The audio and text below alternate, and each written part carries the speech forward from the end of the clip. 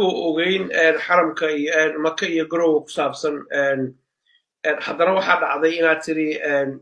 nebigaan ilma adeernahay isku cidnahay waxyaala noocaasa dadka qaarkood ay yidhahdeen arrintan diinta loogaga baxayaa cajalado badan oo la isku soo jaro darsiye waa hore la sameeyey la isku soo jarjaray baan arkayay maxaa keenaya in aad mar kale arrimo noocaas oo kale ah ay bulshadu hadal haysa adiga lagaa soo xiganayo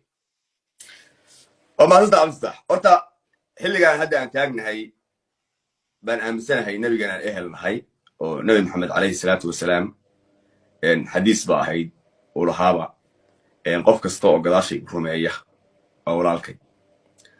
horta nabiga dadkii gadaashiisa xilligaas xadiiska ugu sheegayay dadkaasa ka mid ahayo dee inaan ehelkiisa ahay jeclahay macaarifadiisa ahay horta taas haddaaman leeyahay oo waxaan qarsanaya maaha arrinta ay su-aasha ay weydiiso ah maxaa keenay rag baanu markaa waxaan ku kaftamaynay dhallinyaraa aanu qabiil iyo waxaa kaftamaynay kelmaddaa irina waxay ahayd war niman yahow daarood baan ahay daarood carab baan kasoo jeedaa nabi maxamed baan adyaal ku rooyahay abtiriskayga iyo salka la gelaya carab iyo adyaal ku rooyahay reer haashim oo nebigu ka dhashay baa odagii daarooda kasoo jeeda baan kelmadda saas aan u yidhi waana wax duuban oo dee caadiya marka qolyahan kuu sheegayaa intaa la orday oo waxay dhaheen nebigiibu ilma adeer baan nahay buu yidhi waa gaal haddee waxaan umaynayaa taasna de nin diinta yaqaanana waa tahay saxaabi soomaaliyeedna waa tahay nebigaanu ilma adeer nahay ama nebiga adyaala ku rooya ehelkiisaa nahay ama nebiga inaan ku faana aniga ayub ahaan sharafta iyo waxaa kalifaya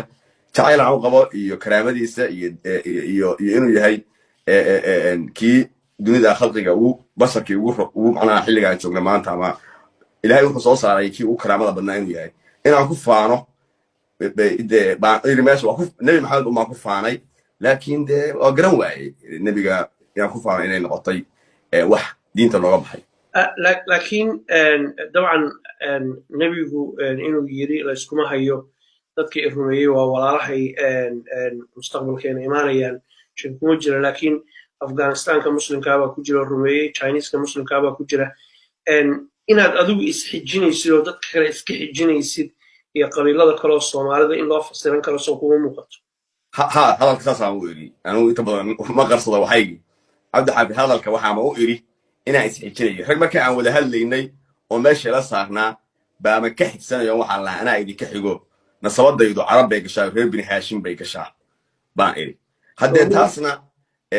waa adyaal ku rooya taariikh iyo intaan ka hayo anigu aan reerka yaga iyo awoyaashay iyo igu dhexeen inaan halkaa galo oo casabadaydu daarood cabdiraxmaan bin jabarti halkaa iyo reer haashim uu galo adyaal ku rooyahay nin caraba uu ahaayo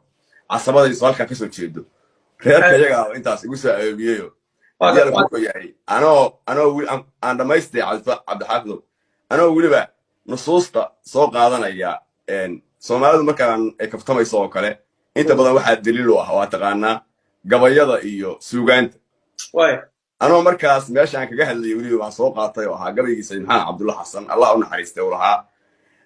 ogaadeen haddaan ahay dad ugu amarsareeyaa ubaxa baadkaan iyo awrta haashimi abtirsimadii waxay gashaa odayo waaweyn halkaan uga aruuraa waa odaygu daawradu ibraahim jibraahil odaygii aabahay weeyaan rasuulkii udgoonaaba baan ehel wadaagnaa rasuulkii udgoonaa waa in adeerkayo asxaabihi oo dhan baa ehel wadaagna gabaygii sayid maxamed cabdulla xasan maxaa meesha usoo qaatay